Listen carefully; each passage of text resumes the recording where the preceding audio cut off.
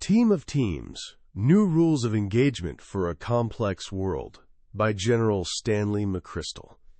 Picture this, September 30th, 2004. The morning sun starts baking Baghdad's sand-colored streets. A handful of men, deliberately dressed to look like anyone else, slip into an ordinary-looking house. But step inside, and it's anything but ordinary. Maps plastered across walls. Weapons carefully stacked in corners. This isn't a U.S. military outpost. This is Al-Qaeda in Iraq's nerve center. They're preparing for something big. The plan? Chillingly simple. 3 everyday sedans packed with propane tanks and ball bearings. And their targets? Not soldiers, families. Meanwhile, just a short drive away, something hopeful is happening. A crowd has gathered for the grand opening of a new sewage plant. Sure, it doesn't sound glamorous, but in a city ripped apart by war, it's a genuine symbol of progress. Politicians are making speeches, but mostly there are kids. Lots of kids. Laughing, playing tag, weaving through the crowd with that boundless energy only children have. Then the first car appears, a Hyundai. It doesn't slow down. It plows full throttle into the group of children. The driver whispers a prayer, then presses a button. In that fraction of a second between his finger moving and the signal reaching the trunk, the entire street transforms into a horrific mosaic of fire, shrapnel, and blood. Mothers start screaming, frantically searching for their sons and daughters. American soldiers stationed nearby sprint toward the chaos. They're trying to set up a perimeter, help the wounded, make some sense of the senseless. And that's exactly when the second car arrives, a Volkswagen. It rockets straight into the cluster of soldiers and terrified children who just stumbled out of the smoke, then detonates. 35 children are now dead. This was the enemy the United States faced in Iraq. And here's the thing that should have made this a cakewalk. On paper, this wasn't even a fair fight. The American-led task force was the most advanced, best equipped, and most lethal fighting force humanity had ever created. They were, as they proudly called themselves, the best of the best. Al-Qaeda in Iraq? A scattered bunch of under-resourced extremists. Yet in 2004, the best of the best were losing. Badly. They weren't losing because they lacked strength, intelligence, or discipline. They were losing because the entire playbook they'd mastered had become obsolete. The world had shifted beneath their feet, and they hadn't even noticed yet. This is the story of their awakening. It's about how a legendary military commander, General Stanley McChrystal, had to demolish a century of conventional wisdom and rebuild his entire organization from the ground up while fighting a brutal war. The book we're diving into today, Team of Teams, is his first-hand account of that transformation. It's become a modern classic, a leadership guide not just for military commanders, but for executives in boardrooms, administrators in hospitals, and founders in startups worldwide. Because here's the truth. The problem General McChrystal faced in Baghdad streets is the exact same problem all of us are wrestling with today. In a world that's become faster, more interconnected, and wildly more unpredictable than ever before. So what's the secret to thriving in chaos? What are the new rules for winning in a complex world? By the time we're done, you'll understand the hidden architecture behind today's most successful teams. You'll see why traditional leadership models are crumbling and what needs to replace them. This isn't just a war story. It's a blueprint for how we work, lead, and win in the future. To really grasp the revolution General McChrystal sparked, we need to understand the machine he inherited. The U.S. military, especially its elite special operations units, was the crown jewel of a century of management science. It was an organization laser-focused on one goal above everything else: efficiency. Think about it this way. As long as armies have existed, commanders have tried to turn battlefield chaos into something predictable. From Roman legions building identical camps no matter where in the world they fought, to Frederick the Great's relentless drills, the goal has always been creating interchangeable parts in a grand military machine. This idea reached its absolute zenith in the 20th century, thanks to a man who never wore a uniform, Frederick Winslow Taylor. In the early 1900s, Taylor was obsessed. Legend has it he'd walk around town trying to find the single most efficient way to take a step. He was optimization incarnate. When he stepped onto a steel company's factory floor, he saw nothing but waste. Workers had their own quirky, handed-down methods. Knowledge spread like folklore. Taylor believed there had to be one perfect way to do everything. Armed with just a stopwatch and a ledger, he studied every single motion. He broke down each task into its tiniest possible components, timed them, refined them, and reassembled them into perfectly optimized processes. He created instruction cards telling workers exactly what to do, down to the second. The results were miraculous. At Bethlehem Steel, his system let machinists cut 50 feet of steel per minute when 9 was the norm. He wasn't using new machines. He was using a revolutionary system for managing people. He called it, quote, scientific management. This philosophy spread like wildfire. It created the assembly line, where Henry Ford could build a car in 93 minutes instead of 12 hours. It powered America's, quote, arsenal of democracy in World War II, churning out ships and planes on a scale that stunned the world. And it created a new type of leader, the master planner, the chess grandmaster. The leader's job was being the all-knowing brain at the pyramid's peak. They did the thinking. The workers, the ground-level soldiers, did the executing. Information flowed upward. Commands flowed down. Each person only needed to know their tiny piece of the puzzle. This separation of thinking and doing was efficiency's very soul. This was the model that built the modern world. And it built the Joint Special Operations Task Force that General McChrystal commanded. He called it an awesome machine. It was essentially a counter-terrorism assembly line. Every operation meticulously planned. Every team exquisitely specialized. Every action executed with brutal precision.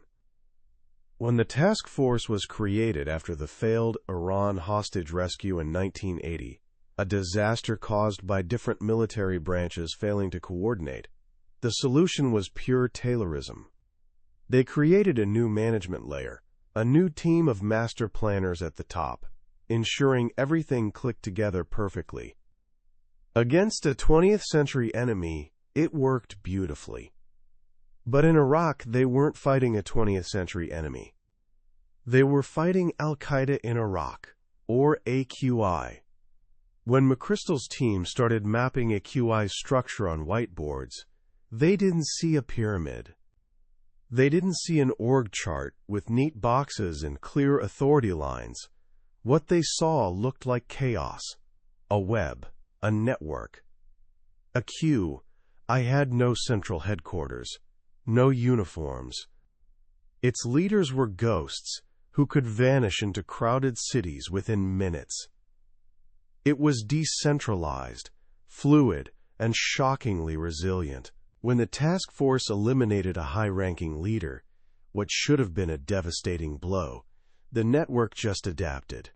As one analyst famously quipped, "We killed about 20 of Al-Qaeda's, number 3s, over the past decade, but everyone in a network is number 3.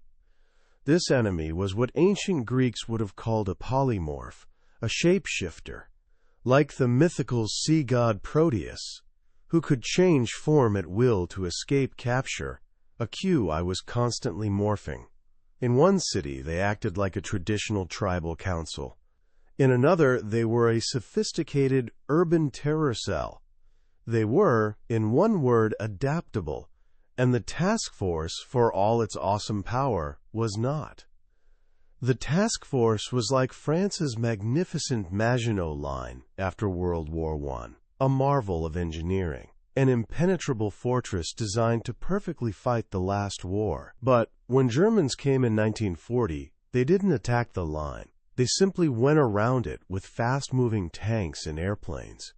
The world had changed, and the fortress had become a monument to obsolescence. McChrystal's awesome machine was a managerial Maginot Line, perfectly designed for a world that no longer existed. He realized his organization's greatest strength, its ruthless efficiency, had become its greatest weakness. So why had the world changed so dramatically, and what did it mean for leadership and organization? The answer lies in understanding the difference between two words we often use interchangeably: complicated and complex. A jet engine is complicated. It has thousands of parts, but they all fit together logically and predictably. An expert can disassemble and reassemble it. If something breaks, you can diagnose and fix it. The relationships are linear. A rainforest, however, is complex. It's a web of millions of interacting elements: insects, animals, weather patterns, soil bacteria. You cannot predict exactly what happens if you introduce a new species or clear a section of trees. A tiny change, like a butterfly's wings flapping, could trigger a chain reaction leading to a hurricane halfway across the world. The relationships are nonlinear and unpredictable. For a century, our organizations were built to solve complicated problems. Frederick Taylor's factory was a complicated system, but thanks to technology, globalization, and the speed of information, our world has become a complex system. Think about it. 100 years ago, a local protest was a local event. Today, one person with a smartphone can broadcast a protest to millions globally in seconds, potentially sparking movements that topple governments, as we saw with the Arab Spring. The number and speed of connections have exploded. We've gone from neat, linear assembly lines to a world resembling that chaotic, interconnected rainforest. In this new world, you can't predict everything. You can't plan for every contingency. A rigid, top-down command and control system is simply too slow and too inflexible to keep up. This was McChrystal and his team's profound insight. They were failing not because they were doing things wrong, but because they were trying to solve a complex problem with a complicated solution. They realized efficiency was no longer enough. The new holy grail had to be adaptability. And if they wanted to become adaptable, they couldn't look to old org charts. They had to look at the one part of their organization that already embodied this quality: their small, elite teams. What makes a Navy SEAL team so incredibly effective? It isn't just that they're all super soldiers. The real magic isn't in the individuals. It's in the connections between them.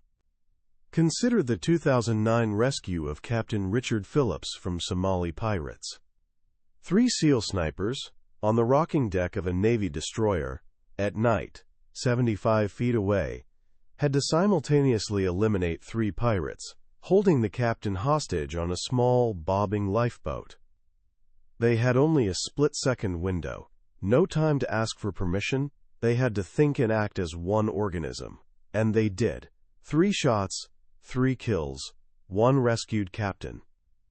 That level of coordinated adaptive action doesn't come from a rulebook, it's forged.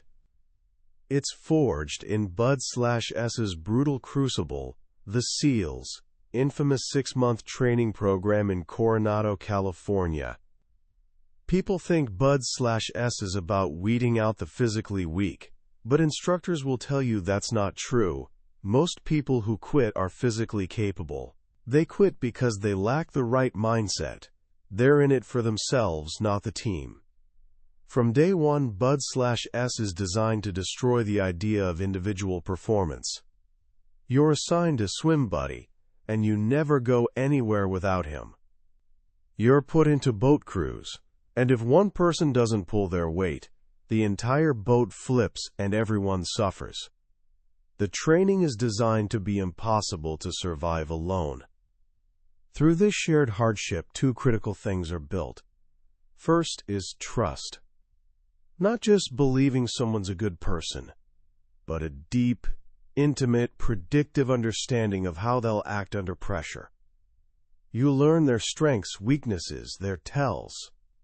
This dense connectivity allows a team to move and react without verbal commands. Second is a shared sense of purpose. Every SEAL understands not just their immediate task, but the larger strategic mission goal. They see the whole chessboard. This shared context allows them to improvise, to make the right call when the plan inevitably falls apart. Trust and purpose. These are the two ingredients creating the oneness of an elite team. This is the polar opposite of a traditional command structure. A command is built on vertical relationships, you and your boss. A team is built on horizontal relationships, you and your teammates. We see this difference play out in other high-stakes environments. For decades, airline cockpits were run as commands. The captain was the heroic, all-knowing leader. But as planes became more technologically sophisticated, more complex, this model started failing. In 1978, United Flight 173 crashed near Portland, Oregon, running out of fuel while the crew fixated on a minor landing gear problem. The co-pilot and flight engineer tried warning the captain about fuel levels, but in the cockpit's rigid hierarchy, their warnings were too subtle, and the captain wasn't listening. He was so focused on one problem aspect that he lost sight of the whole system. 10 people died.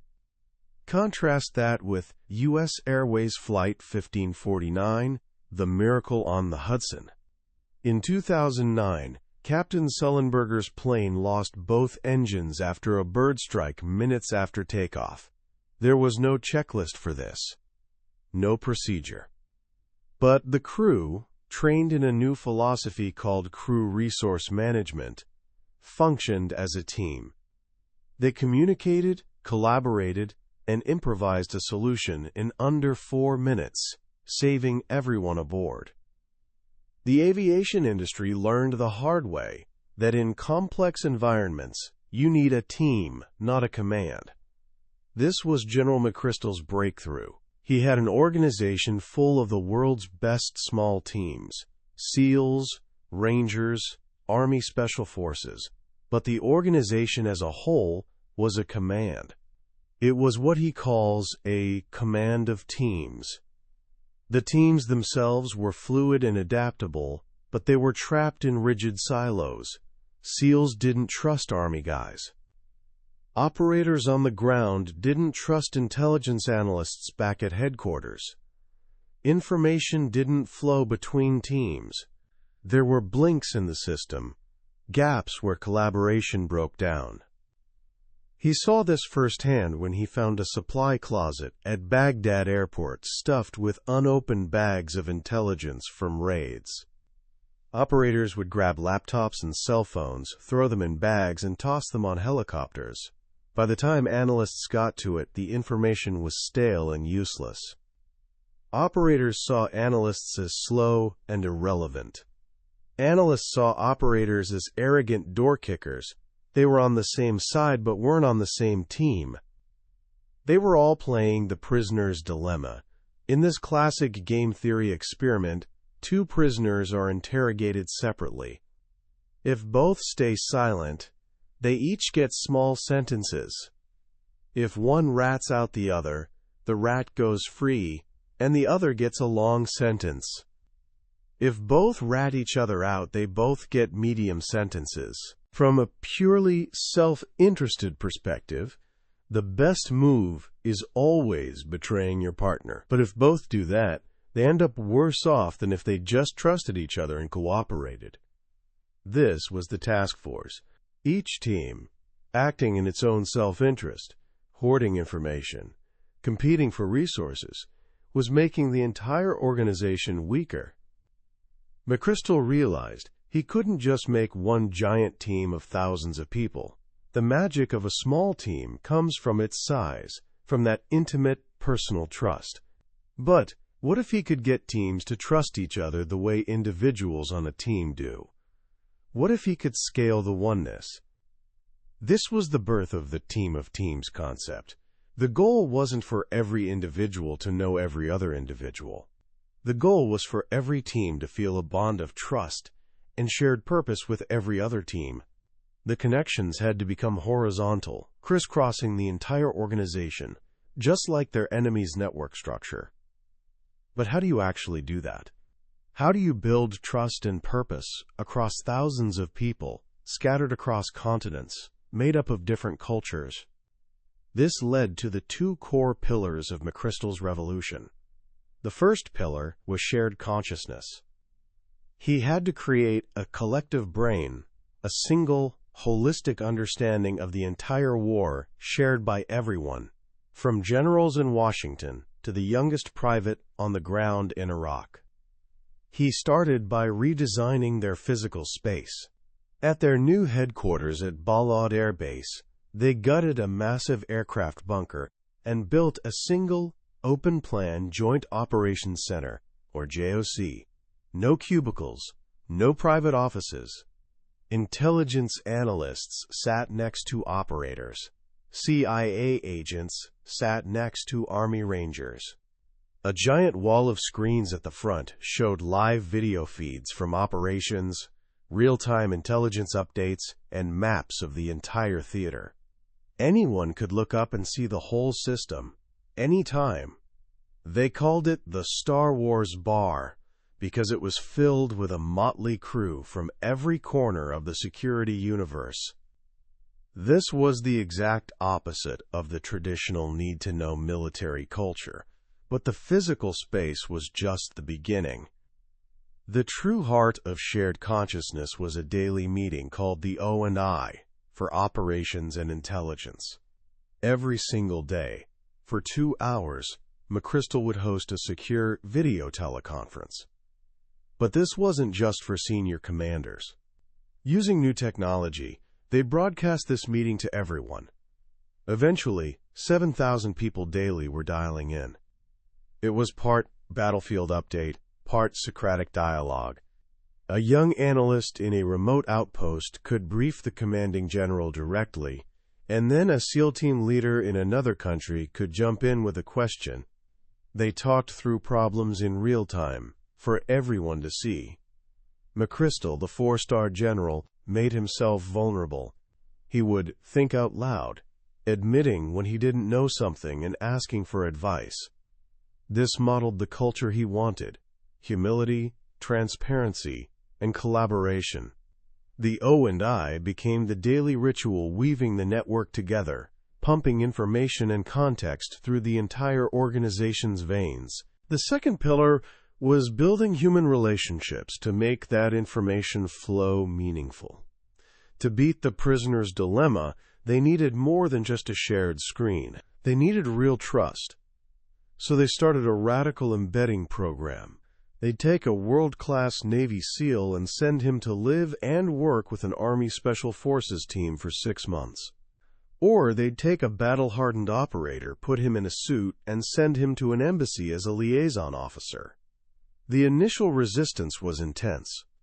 These were tribal cultures that had been rivals for decades. But slowly, it worked. The SEAL would see the Army's disciplined strengths. The Army team would see value in the SEALs, creative thinking. They built personal relationships, face-to-face bonds. And that trust extended from the individual to the entire unit. Suddenly, the other guys weren't so bad anymore. This combination, the extreme transparency of the O&I and the deep personal trust built through embedding, created shared consciousness. It was the organizational equivalent of every player on a sports team knowing the whole playbook and trusting their teammates to be in the right position. But shared consciousness alone isn't enough. Imagine a soccer team where every player sees the perfect pass but has to get the coach's permission before kicking the ball. They'd be paralyzed. This led to the second, and perhaps even more radical, pillar of the transformation: empowered execution. This meant decentralizing decision-making authority. It meant pushing power out to the organization's edges. For centuries, leadership has followed what McChrystal calls the Perry Principle. In the 1850s, Commodore Matthew Perry sailed to Japan with authority to act as ambassador, trade commissioner, and commander-in-chief. Why? Because it would take months for a message to reach Washington. The president couldn't see what was happening, so he had to trust Perry to make the call. But as technology improved, the telegraph, the radio, and now the internet, leaders could see more, and the more they could see, the more they wanted to control. The temptation to micromanage became overwhelming. McChrystal had more visibility into his operations than any commander in history. He could watch raids in real time on headquarters screens. He could, if he wanted, be the ultimate chess master directing every move.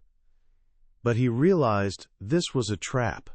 The modern battlefield's speed was too fast for one person's brain.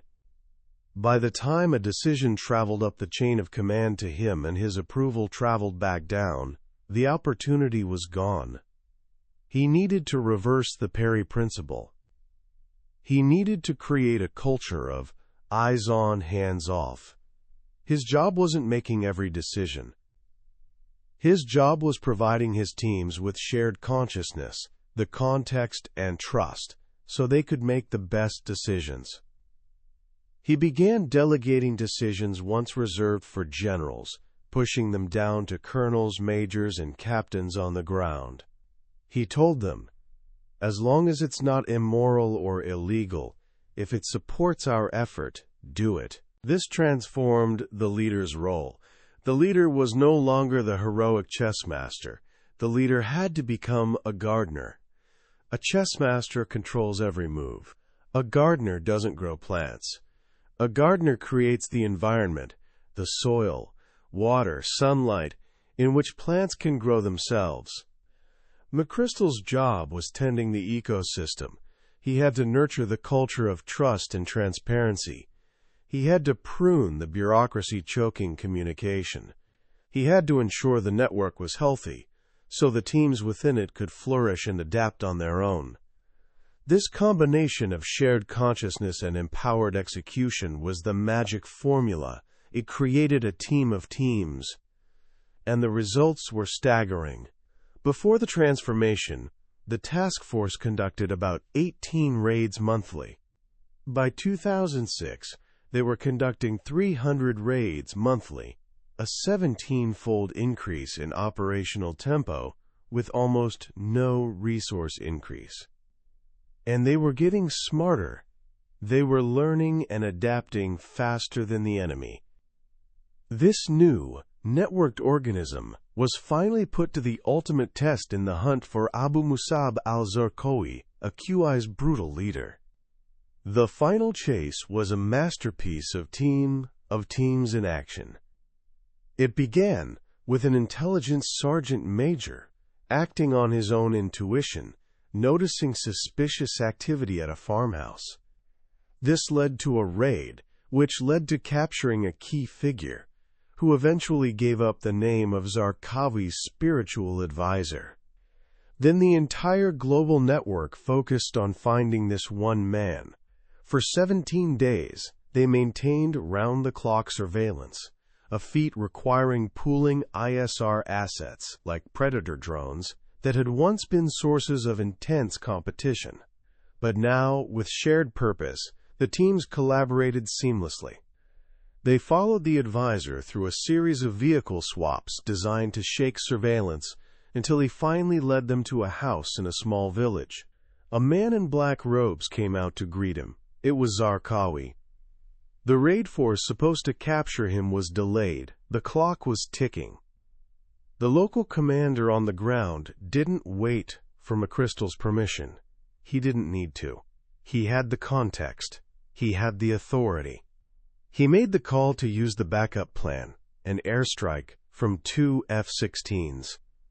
On June 7, 2006, the house disappeared in a cloud of smoke. Zarqawi was dead. But the work wasn't over. In the hours that followed, the task force launched coordinated follow-on raids across Iraq, hitting targets they'd identified during the chase, crippling the AQI network before it could react.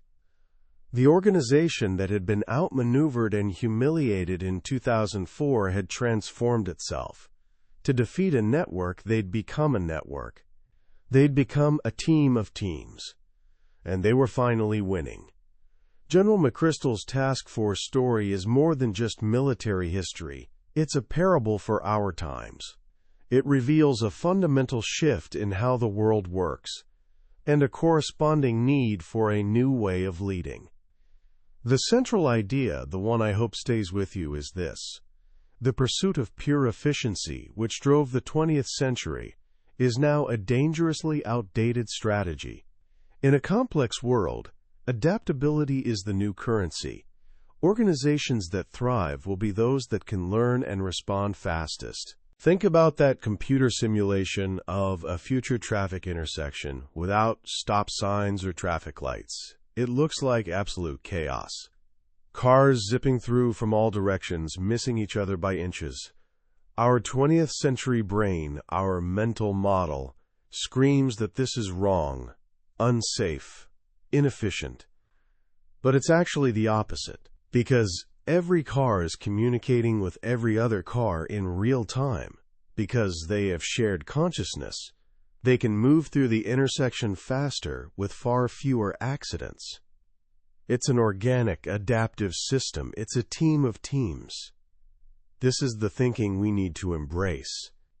We're often trapped by past mental models, the neat, tidy org charts, and the belief in the heroic, all-knowing leader.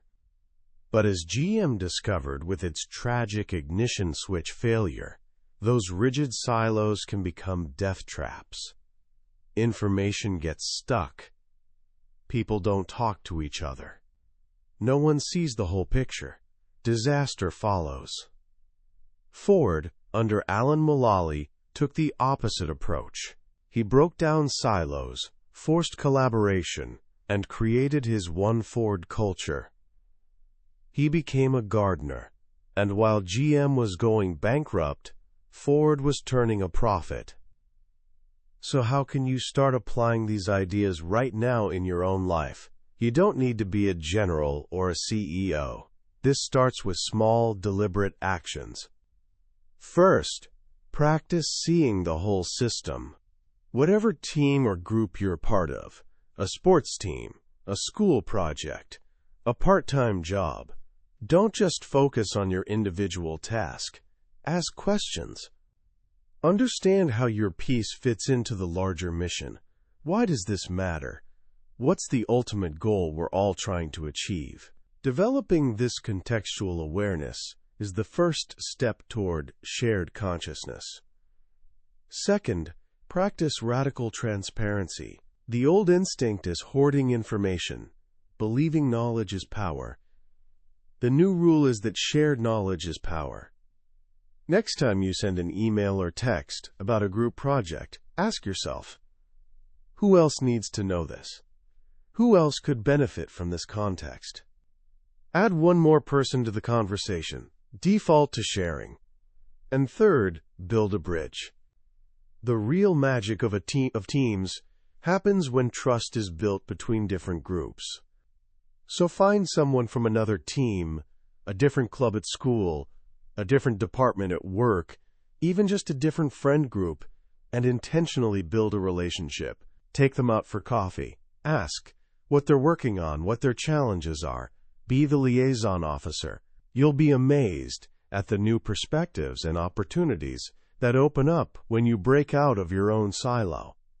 These actions might feel small, even inefficient, but they're the seeds from which a truly adaptive, resilient, and powerful team of teams can grow.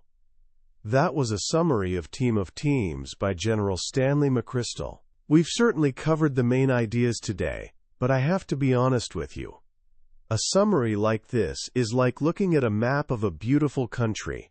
It can show you the major cities and rivers, but it can't give you the feeling of sun on your skin, or the smell of local food, or the sound of the language. The real magic happens when you visit the country yourself. If any of the stories or ideas we talked about today resonated with you, I truly encourage you to pick up a copy of the book. Reading it isn't just about learning a new management theory. It's an experience that can fundamentally change how you see leadership, teamwork, and the world around you. You can find a link to the book in the description below. Also, if you found this summary valuable and want to continue exploring the ideas that have shaped the world's most successful people, please take a moment to subscribe to the channel and hit that like button. It helps us reach more curious minds like yours. Let's keep learning and growing together.